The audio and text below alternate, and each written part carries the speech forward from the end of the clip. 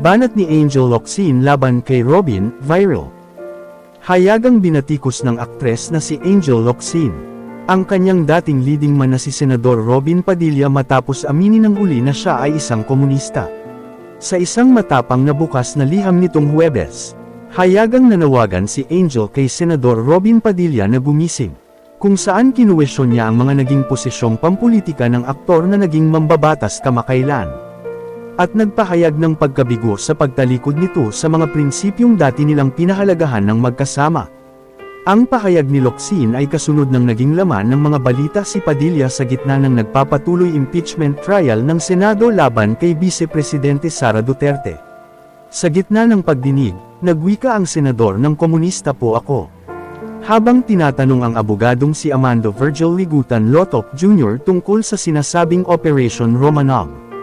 Kasabay ng pagbabahagi ng screenshot ng naturang pahayag ni Padilla sa kanyang mga opisyal na social media account. Ipinahayag ni Locsin na ang mga katagang ito ay nagpagganito sa kanya sa katauhan ng Robin Padilla na dati niyang nakilala. Ayon sa kanyang isinulat ng mga panahong magkasama tayo, madalas mong ikwento yung panahon na namundok ka. At nag-armas para ipaglaban ang bayan, sabi mo pa nga, dinadalaw ka ng ex mo sa bundok.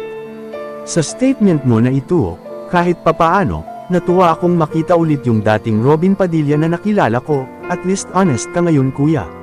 Matapos ito, kinuwestiyon ng aktres kung bakit nananatiling tahimik si Padilla noong siya ay isailalim sa red tagging.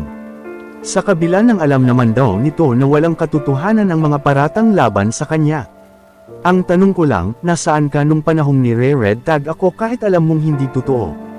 Isinulat niya. Actually, kasama mo pa nga at katsikahan yung mga nangre-red tag, nagugas kamay at pumikit sa katotohanan.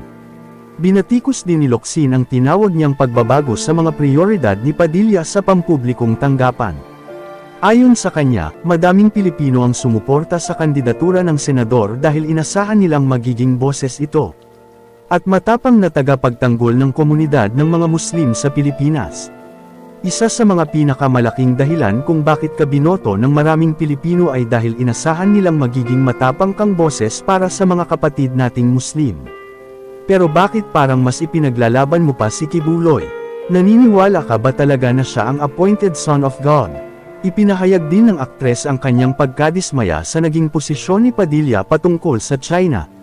At sinabing hindi ito tugma sa pagiging makabayan na dati niyang hinahangaan sa senador. Isa ka sa pinakamakabayang taong nakilala ko, ikaw si Andres Bonifacio. Kaya nakakalungkot pag nakakabasa ako ng stand mo pagdating sa China, hindi ito ang Robin Padilla na nakilala at hinahangaan ko. Sa pagtatapos ng kanyang liham, ipinaalala ni Locsin kay Padilla ang kanilang pinagdaanan noong sila ay nagsisimula pa lamang. Pati na rin ang pananagutan at tungkulin na dapat nilang gampanan para sa sambayanan Pilipino. Kahit paano, alam kong halos pareho tayong landas na dinaanan, galing sa hirap, nagtrabaho ng maaga. Tinangkilak at nakapagpasaya ng mga tao, ang utang na loob natin ay sa ating Diyos at sa lahat ng Pilipino, hindi lamang sa isang tao. Winakasan niya ang kanyang pahayag sa pamamagitan ng isang direktang pakiusap at panawagan sa mambabatas. Tama na kuya, gising na, hindi pa huli ang lahat.